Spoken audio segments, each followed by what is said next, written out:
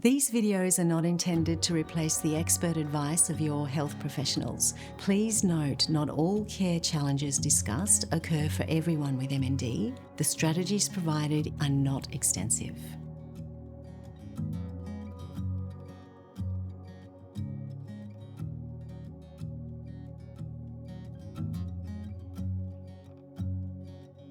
Fatigue is obviously a very subjective experience and is going to be different from one person to another. It's not as clear-cut as people might think, and there might be more than one cause contributing to that fatigue. For someone who might have early stage motor neurone disease that's affecting one of their limbs, whether it affects their hand function or they might be struggling with some weakness in the foot or the ankle, that might lead to things like difficulty walking, for example, having to concentrate a lot more than usual for something that, again, is taken for granted.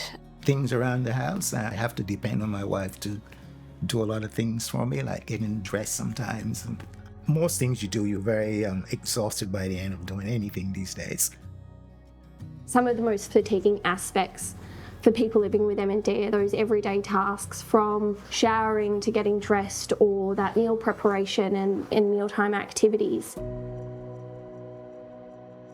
When we think about fatigue, we think about a symptom that affects people on a daily basis and can start to affect things like their quality of life, their mood, and their participation in various activities that they otherwise would have enjoyed. Whereas if we think about tiredness, general tiredness, that's more thinking about that end of the day. I've had a good day and done a lot of activity, and often we call that or refer to that as positive tiredness, because it's that I've done quite a lot. Pacing is something that we all sort of do throughout the day and we don't realise it, but sometimes breaking it down for people is really helpful. Not just necessarily sort of pacing yourself throughout the day, but throughout tasks. So taking sort of breaks during a task. So it might be that doing some housework, that maybe you are vacuuming a room and you do one room and then you have a 5-minute rest and then you go and vacuum another room. Prioritising what's most important to them, showering and dressing and those personal care tasks, but also work or leisure activities, spending time with family and friends, and trying to manage their fatigue and their energy levels to be able to participate in those things. You really want to make sure that you're allowing yourself time to rest, and rest doesn't necessarily mean having to go to bed and force yourself to sleep during the day. It might just mean chilling out on a comfy chair or having some time out. An activity diary can be used retrospectively, so we look back on after we've completed it and analyse what's happened with activity in order to make a change. I think if you do that and people see that on this day you did a number of tasks and then you were like wiped out for the next day, people get a bit more of an understanding of that impact of fatigue. On weekends we have to be pretty careful that we've got a lot of downtime to make up for the week if he's had a busy week at work. Modifying the task or doing something in sitting. Often sitting requires, I guess, less energy than standing, so something as simple as just sitting on the edge of the bed whilst they're getting dressed or whilst they're drying themselves after a shower. Something as simple as using a shower stool or a shower chair, enabling someone to sit whilst completing showering tasks, can be really helpful in managing fatigue and not having to worry about standing for a long period of time and getting tired during the tasks. It can be quite a tiresome process from grocery shop to table. There's lots of steps in there. So if someone's managing fatigue and then they're not eating properly because it is in itself tiresome, it's then adding to the fatigue, which is making it worse. So it's sort of this ongoing loop. Maybe looking into doing an online grocery shop. That already just cuts out a big step. Reducing the amount of work that is involved in preparing food. So you can buy these days pre-washed, pre-chopped, sometimes even pre-cooked foods, taking another big step out of the routine there. If the process of eating is really tiresome, we really want to make it a short process if we can, and that means making every mouthful high energy, high protein. We do this by what we call fortification, and that's basically adding things like butter, oil, creams, full cream milk into your cooking so that Each mouthful has more energy, more protein. You just want to make sure that you're not changing any textures that have been prescribed by a speech pathologist. So just keeping that in mind when you are adding those sorts of items to your food.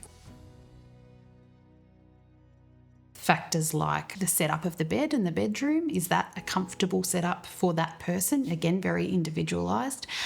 Does the environment promote sleep? So what does that person like? Do they like noise? Do they not like noise? Does the person like a particular scent or odour in the space that they're sleeping in? Does that help promote sleep for them? Thinking about nutrition and perhaps what somebody has eaten and how long before bed you've been consuming food or alcohol and cigarettes and nicotine, they can really impact sleep as well. Caffeine, so having that person really understand what works for them to promote sleep. We would strongly encourage that people do engage with their health professionals early because then they'll get the most appropriate support throughout the progression. So if you're aged under 65, speaking with your doctor or your allied health team to look at applying for an NDIS plan is really important to kind of get as much support as you can. And if you're aged over 65, then engaging with My Aged Care, because again, that's the method for trying to get your allied health services and your in-home services supporting you as soon as possible. Our role is to plant that seed and give you those options that you can explore and play around with in your own time. So there are many things that can be implemented early on, whether it's equipment to help you manage in your day-to-day, and that's where physios and OTs often work quite closely together in providing those recommendations. Obviously, MND Victoria have an incredible equipment library that we can access as health professionals. Where we prescribe equipment is for those everyday activities that we all generally need to do to try and conserve some energy in those, so we've got energy to do the things that make us happy. There's a huge misconception that something like equipment is for people who have mobility difficulties, but equipment can be a really great strategy as well for fatigue management.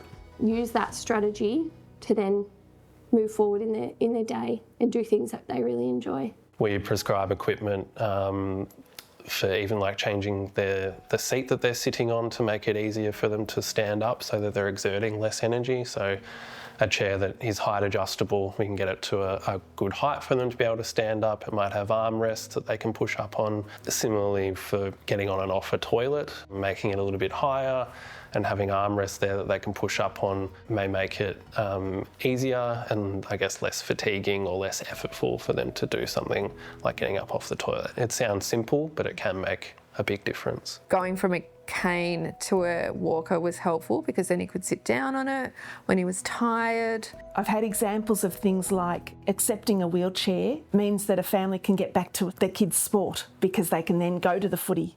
Well, I remember the wheelchair when Jenny first offered the electric wheelchair.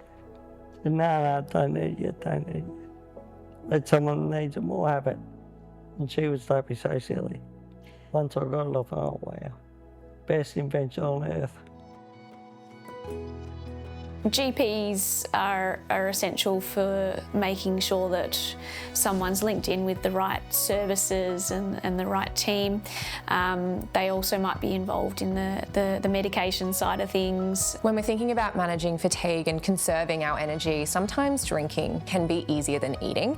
So it might be worthwhile talking with your dietitian and speech pathologist to see if you can supplement throughout the day with high energy, high protein drinks. There's so many nutrition supplements on the market, and your dietitian and speech pathologist will be really helpful in prescribing different ones for you. Depending on what the MND is affecting, so if it's really impacting on their respiratory function, which is something that's usually assessed quite early on and reassessed as they go along, that might warrant having a specialist respiratory physiotherapist involved to look at some strategies to help someone manage their breathing. For example, wearing a mask to help support their breathing. It's important that we're talking about that realistically and providing as much support and recommendations around how to manage with a breathing mask to help them. It's very individualised in what someone wants, and what works best for someone might not work well for the next person. Fatigue levels are going to change throughout the disease progression. It might be that you just need to sort of change your routine or reduce what you're doing day to day, or say no to an appointment on a particular day, as things change throughout the disease progression. And I guess what we like to emphasise with people is it isn't necessarily about doing less. We don't want anybody to do less of anything that they enjoy. It's about how those activities are completed. How can we still participate in these valued events or do these jobs that are really important to us differently?